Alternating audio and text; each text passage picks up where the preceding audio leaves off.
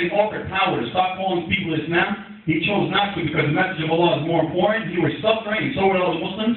One day, some of the Sahaba, they went up to rocks, and they were so hungry, they had to tie rocks to their stomachs, because when you're really hungry, your stomach inflates. And by tying a rock to your stomach, you trick your stomach into feeling like it's full. So they were so hungry, they had to tie a rock to their stomach, 1 or 2 rocks. They wanted the Prophet to complain. He picked up his shirt, and he showed them 3 rocks tied to his stomach. And his companions, they started crying. And the Prophet to them said, "No, don't cry.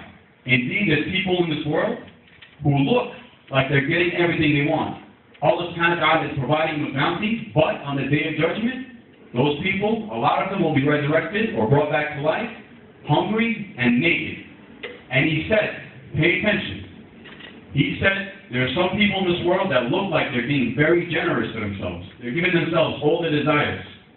They're treating themselves every second they can, whether it's halal or haram. They look like they're being generous to themselves, but the truth is, they're actually humiliating themselves in front of Allah today, and they're going to be humiliated on the day of judgment. And there's other people who look like they're humiliating themselves because they're taking a harder path. They're working harder hours because their job brings them halal money when they can get haram money much easier. They're refusing to do things that all their other friends want to do, so they kind of look like they're humiliating themselves. They're putting their heads to the ground, in the street, in the sidewalk, in front of everybody. They're fasting in Ramadan when everybody else is enjoying cool water and food and whatever they want, and they're fasting in the summer. It's killing them. They look like they're humiliating themselves, but those are the ones who are being very generous to themselves, because on their judgment, Allah will reward them infinitely much more than what they give up. And the last thing this guy says, who has the book in his left hand, he said, "Halaka anni sultani," which means my power, my authority, my respect has all gone away.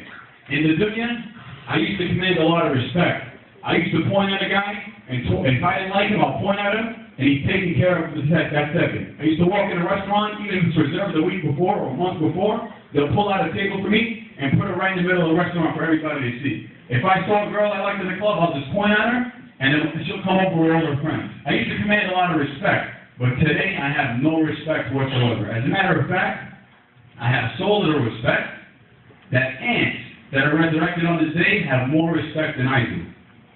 And it's important for everybody here to remember that you will be, no matter what, whether you like it or not, one of those 2 people. So the fact that you're able to be reminded is a privilege from Allah subhanahu wa ta'ala. A lot of people think that, a lot of non-Muslims say that the Quran makes Allah seem kind of like a vengeful or merciless God, Allah, because he talks a lot about hell. Of course he talks a lot about hell in the day of judgment, more than he talks about heaven. But when you want to warn somebody, you got to warn them a lot. Allah doesn't want to put people in hell. He created us to show us mercy. From his point of view. From our point of view, he created us for us to worship him. So of course he wants to show us mercy. He wants to save us from hell. Just like how a mother tells her children who go out to play outside more about the dangers of playing outside than the good parts about it. So they can be careful. And this is what Allah does to us. So it's up to you if you want to be the person who gets the book in the right or the book in the left. And just like what that. Yes. Yeah, but having hell? No. Question about whoever, if you definitely get it in the right, is that a guarantee that you're going to Jannah? Guaranteed. And if you get That's it. At that point, that's it. It's done. Everybody knows where they're going. And if you get in, so if you get in the left, you're That's it. That's it. But we're going to speak about, obviously, we're going to speak about a little bit more when we get to that, obviously, category of people. There's many different scenarios. We'll speak about them, inshallah. But yes, that's, for the most part, yes, that's what everybody. But there's something about, obviously, yes, but obviously, Allah is speaking about they doing so much, but when it comes to heaven and hell, Allah will never mention hell without mentioning heaven.